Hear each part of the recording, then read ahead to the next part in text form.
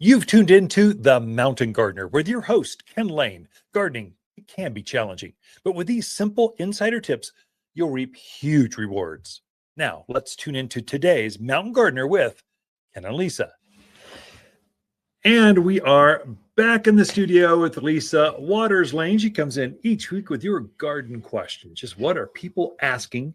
I posted a picture of our winter blooming jasmine. We just swept it off. It's in full bloom. Yeah. Posted to Facebook and Instagram. It like instantly went, all the gardeners went, oh my gosh, that's great. That's so exciting. Not like that, but not in that pitch. I'm sure it was just like that. It was kind of fun to watch. Lisa, welcome to the studio. Thank you. Always good to be here. So it's been a workout this week. You don't need your gym membership at a garden center. Everybody else gets to lay in bed and drink hot cocoa and enjoy their lives. Garden centers, we have to get up. Okay. It's fun. I still enjoy it. I like being out there. Yeah. So questions. Fun. Oh, okay. We want to talk. Well, it seems like we should throw some gardening. We're 2 minutes in, and all we're talking about is snow.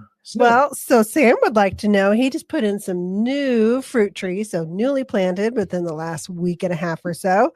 Wants to know, is this cold going to be an issue for those fruit trees? That was Sam, right? Yep. Okay, Sam. Don't worry. They love it. This is the best thing ever for everything in your gardens. About 6 inches of snow will penetrate, is about 1 inch of rain, which will penetrate. What you see up in the snow, that's how far it penetrates down into the soil. Mm-hmm. And so we've got the entire root zone is now moistened and all the soil around it's just like, that's the magic. Mm-hmm. Where you really got to worry, if you folks are tuned in the White Mountains, Flagstaff, Williams, those are the cold areas. If the ground freezes solid, okay, that could be something, but that just doesn't happen this time of year. I mean, February, March, you can get a frost line, but it's millimeters, and then it thaws instantly, like the next day. So the snow will melt very quickly, and so that what the benefit is, it hydrates your fruit trees, and so you can take the edge off. You don't have to go water your trees for a couple of weeks now because you had Mother Nature did it for you. So I think, Sam, you're worrying about nothing.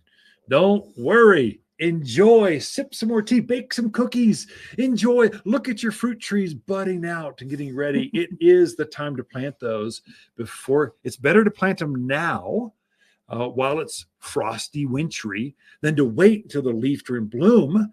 We have, in March and April, where they're at risk of more shock that way. You're better off this way. Anyway, I would say make sure they're staked. Oh yeah, because we had quite a bit of wind with this last storm, and if you don't have them staked properly, they could break or they just get frozen weird. Yeah, so make sure you stake them. All your trees at least for 1 year, and then you're probably good to go. So they've got once they put on that next year's ring of wood, they pretty much solidify in that format. So that's good. Okay. So Jenny would like to know, her ornamental grasses took a beating with the wind, the rain, and the snow. Yeah, they did.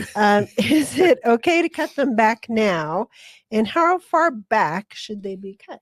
Yeah. So Jenny, great question.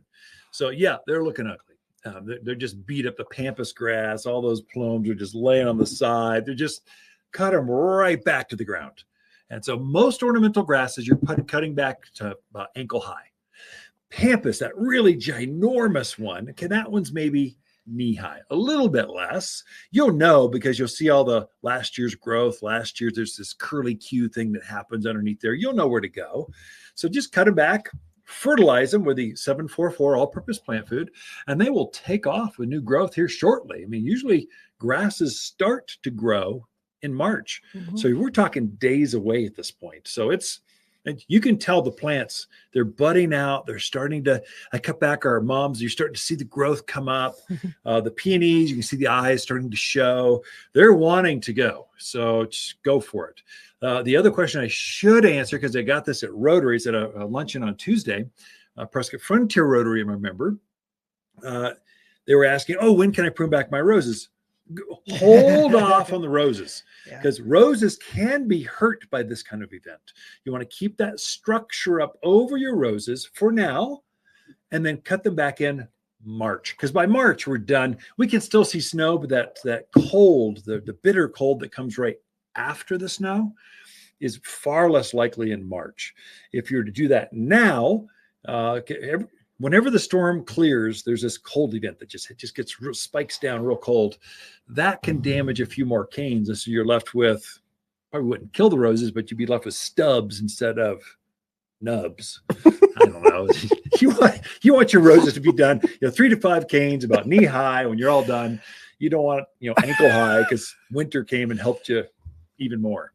Okay. So, but yes, prune back ornamental grasses.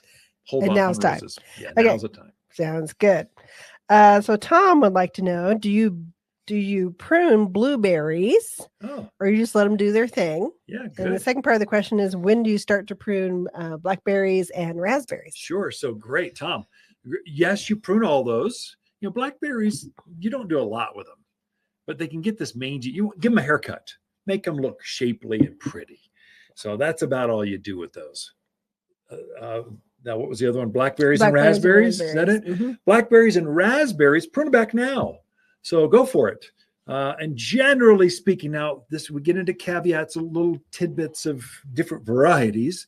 But generally speaking, what the encyclopedia, the garden books say is prune back last year's canes that fruited, leaving all the fresh new canes that grew last year that didn't really fruit. Those are the ones that are going to produce fruit this year.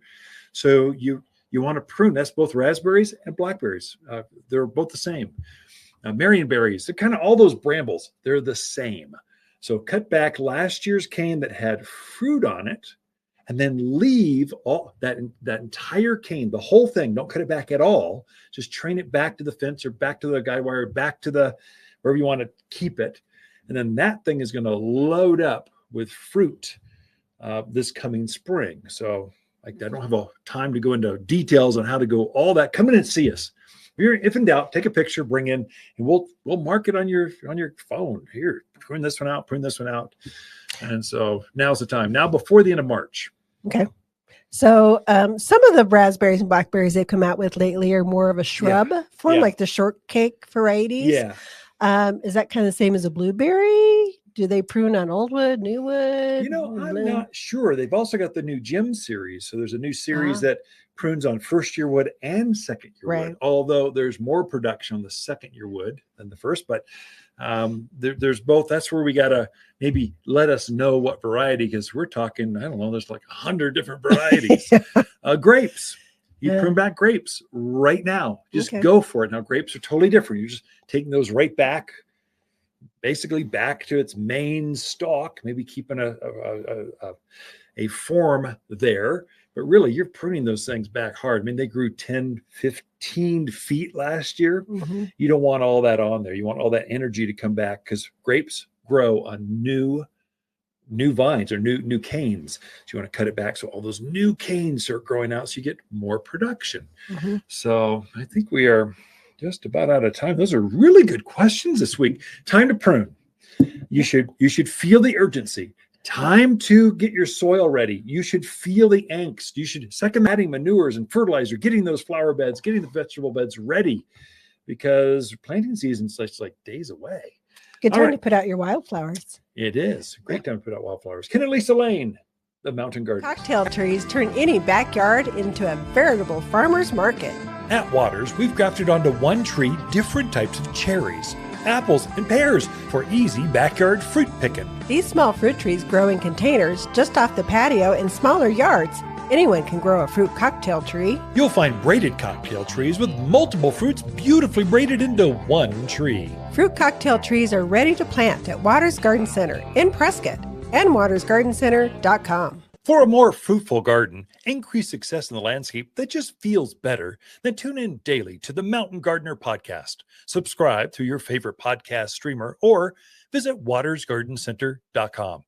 Better yet, visit me directly right here at Watters Garden Center. Thanks for tuning in.